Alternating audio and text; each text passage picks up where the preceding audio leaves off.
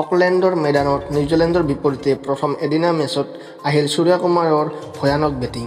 বন্ধুসকল, টি-20 খেলত 6টা বলত 6টা ছিক্স লগোৱা প্ৰথম খেলুৱৈগৰাকী হ'ল যুৱৰাজ সিং 2007ৰ এখন খেলত।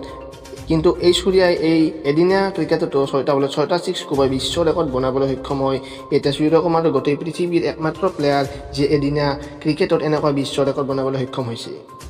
বন্ধুসকল, আপুনিও চাব বিচাৰে নেকি ফুল অভাৰৰ হাইলাইট? তেন্তে ভিডিঅ'টো লাইক কৰি চেনেলটো ছাবস্ক্ৰাইব কৰি বেল আইকনটো অন কৰি দিব, একেবাৰে নাপাহৰিব। টি-20 ৱৰ্ল্ড কাপ 2022ৰ ছেমিফাইনেলত 10টা উইকেটত বৰ বেয়াকৈ ভাৰতে হাৰে ইংলেণ্ডৰ বিপৰীতে। কিন্তু তাৰ পিছত নিউজিলেণ্ডৰ লগত টি-20 খেল আৰম্ভ হয়। টীমটোৰ বহুতো সালসলনি কৰি এতিয়া টীমটোৰ কেপ্টেইন হয় হাৰ্দিক পাণ্ডিয়া। আৰু হাৰ্দিক পাণ্ডিয়াৰ কেপ্টেইনশ্বিপ ভাৰতে নিউজিলেণ্ডৰ টীমক 1-0 নিউজিলেণ্ডক হৰুৱায়।